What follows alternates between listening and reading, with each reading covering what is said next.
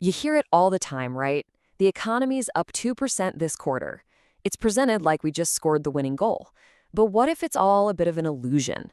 What if the very number we use to measure our success, GDP, is actually hiding a much darker story? Let's get into it. I mean, this quote just nails it, doesn't it? Have you ever had that feeling? You see the headlines screaming about a booming economy, but you look around at your own life and it just doesn't add up. Well, there's a really good reason for that disconnect, and we're about to unpack it. For as long as most of us can remember, GDP has been treated like the ultimate national report card. If that number goes up, hey, we're an A-plus student. Politicians build their entire careers promising to boost it, and the news reports on it like it's the final score of the championship game. And make no mistake, this isn't just talk. We're talking about the most powerful number in the world. It literally dictates massive decisions, like should we build a hospital or a highway? It influences interest rates, global investments worth billions, you name it. It's supposed to be the one number that tells us how we're really doing. So that brings us to the big, kind of scary question, right? What if we're all staring at a scoreboard that's just broken? What if a higher number on the board doesn't actually mean we're winning the game at all? Okay, to really get this, we've got to pop the hood and see what's actually going on with GDP. It's a powerful tool, for sure, but it's not perfect. And honestly, its flaws are where things get really interesting. Now, on paper, it sounds pretty simple. The total value of everything a country makes and sells. Simple enough? You'd think more stuff automatically equals more progress.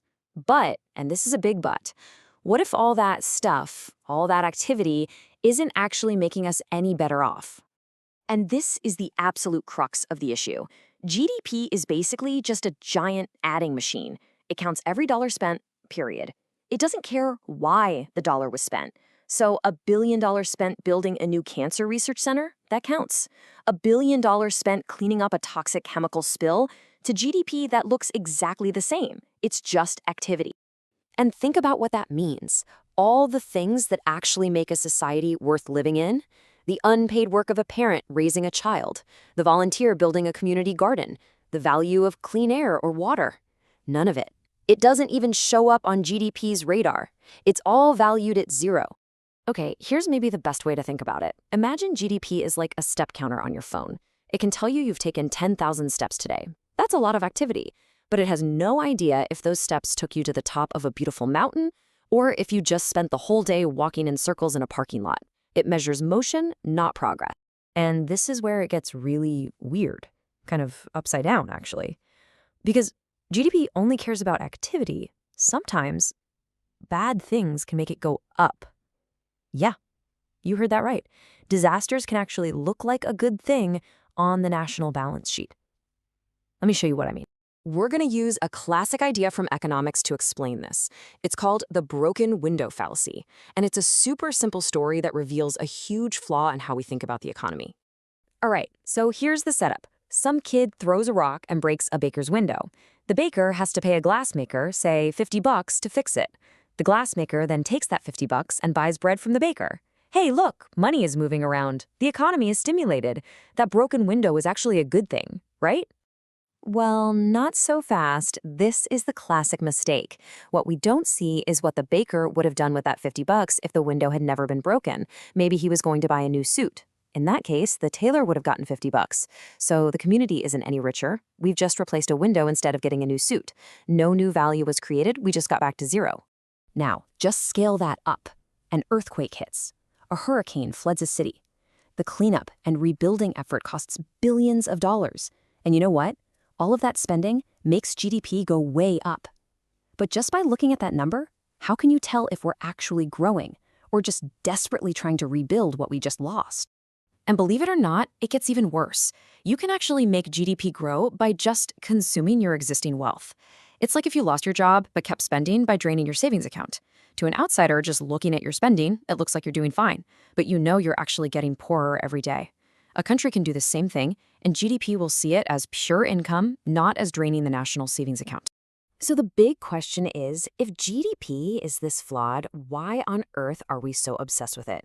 Well, the answer reveals a really powerful trap, and it's less about economics and more about a weird quirk of human psychology. There's this thing called Goodhart's Law, and it's one of those ideas that once you hear it, you see it everywhere. It basically says when a measure becomes a target, it ceases to be a good measure. Think about that. The moment you make a number the goal, people will do anything to make the number go up, even if it means sacrificing the actual goal the number was supposed to represent. And you can see exactly how this plays out with GDP. First, we pick a proxy. We say, okay, GDP is close enough to national progress. Then we make it the target. We need 3% GDP growth this year. Then everything gets optimized for that target. Every policy is judged by whether it moves that number. And before you know it, the whole system gets distorted. The link between the metric, GDP, and the actual goal, a better life for people, is completely broken. So what do? Should we just get rid of GDP? Well, not necessarily. The key isn't to throw it out, but to put it in its proper place. We just need to be really clear about what it's good for and what it's absolutely terrible for. The best analogy I've heard is this: GDP as a speedometer for the economy. It's really good at telling you how fast the engine is running. But it tells you nothing about whether you're heading in the right direction. You could be speeding towards a beautiful destination, or you could be flooring it straight towards a brick wall. The speedometer reads the same either way. So really, it all boils down to this. We have to stop confusing throughput with value. GDP is a throughput metric. It measures how much stuff is flowing through the system. But what we actually care about are value metrics. Are we healthier? Are we more secure? Are our communities stronger? That's the real stuff. That's the destination, not just the speed we're traveling. And that's a good place to leave it, with a question for you. Because this isn't just about economics, is it? Think about your own life. What are the numbers you're chasing? Maybe it's followers on social media or hours worked at the office. What are the GDPs in your life that you've turned into a target that might be distracting you from what you actually want to achieve? Something to think about. Thanks for tuning in.